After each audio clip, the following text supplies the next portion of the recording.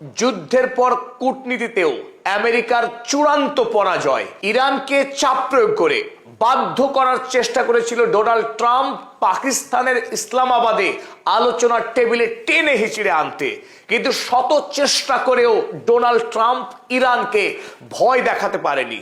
Iran বীরের জাতি, তাই ডোনাল্ড ট্রাম্পের হুমকির কাছে তারা কোনোভাবেই মাথা নত করেনি। আর এতেই প্রমাণ হয় ইরান যুদ্ধবিরতির সময়ও নিরন্তরভাবে তাদের সামরিক শক্তিকে বৃদ্ধি করে চলেছে।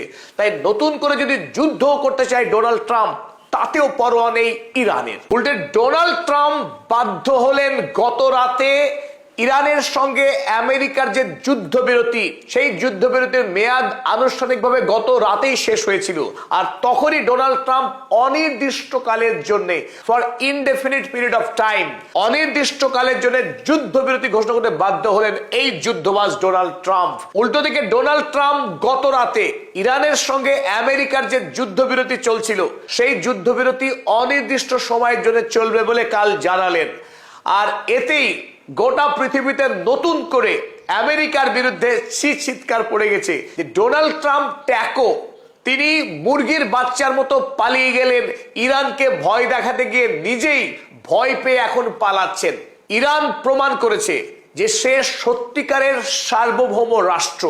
আজ পৃথিবীর অধিকাংশ রাষ্ট্র যখন আমেরিকার সামনে নতজানু হয়ে কুর্নিশ করছে, রাশিয়ার কাছ থেকে তেল কিনতে পারবে কি পারবে না তা আমেরিকার কাছে কি অনুমতি চাইছে, দয়ার ভিক্ষা চাইছে, সেখানে ইরান দেখিয়ে দিল বীরত্ব কাকে বলে, সার্বভৌমত্ব কাকে বলে। আমেরিকা ওমান উপসাগরে যখন নৌ অবরোধ চালাচ্ছে ইরানকে চাপ প্রয়োগ করবার জন্য, যুদ্ধের এক ভয়ঙ্কর বাতাবরণ, এবং দ্বিতীয় বিশ্বযুদ্ধের পর আমেরিকার পক্ষ থেকে কোন রাষ্ট্রকে এতগুলি হুমকি দেওয়া হয়নি যেভাবে হুমকি দেওয়া হয়েছে ইরানকে। তাতেও ইরানের নেতৃত্ব কোনোভাবেই এতটুকু তাদের অবস্থান পরিবর্তন করেনি।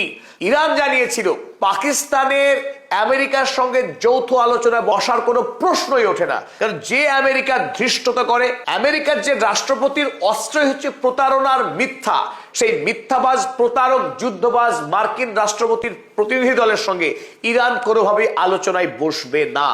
আর তাতে একাধিকবার আলোচনার ডেট দিলেন। এমনকি আমেরিকার ভাইস প্রেসিডেন্ট জেডি ভ্যান্সকে পাকিস্তানে পাঠালেন অন্তত 5 বার খাতায় কলমে, যদিও আনুষ্ঠানিকভাবে তিনি পৌঁছাননি। আর এতেই বারবার আমেরিকার মুখ পড়েছে। শেষে যখন কোনোভাবে ইরানকে আর রাজি করাতে পারলেন না, এমনকি আসিম মুনিরকে সর্বোচ্চ রিকোয়েস্ট করেছিলেন ডোনাল্ড ট্রাম্প, যাতে যে কোনো মূল্যে ইরানকে ইসলামাবাদে হাজির করে আমেরিকার সুপার পাওয়ার ইমেজটাকে বাঁচানো যায়। শেষ রক্ষা হয়নি। এমনকি ডোনাল্ড ট্রাম্প সশরীরে পাকিস্তানে আসতে চেয়েছিলেন ইরানের সঙ্গে এই চুক্তি স্বাক্ষরে, যাতে গোটা পৃথিবীতে আরো একবার নিজেকে শান্তির দূত হিসেবে তিনি জাহির করতে চেয়েছিলেন, সামনের নোবেল পুরস্কারটা হাতিয়ে নিতে চেয়েছিলেন। তাতেও কাজ হয়নি। শেষ পর্যন্ত আমেরিকার চাপের কাছে ইরান তো নতি স্বীকার করেইনি। মান সম্মান রক্ষা করবার জন্য এদিকে ডোনাল্ড ট্রাম্প আত্মসমর্পণ করলেন ইরানের কাছে।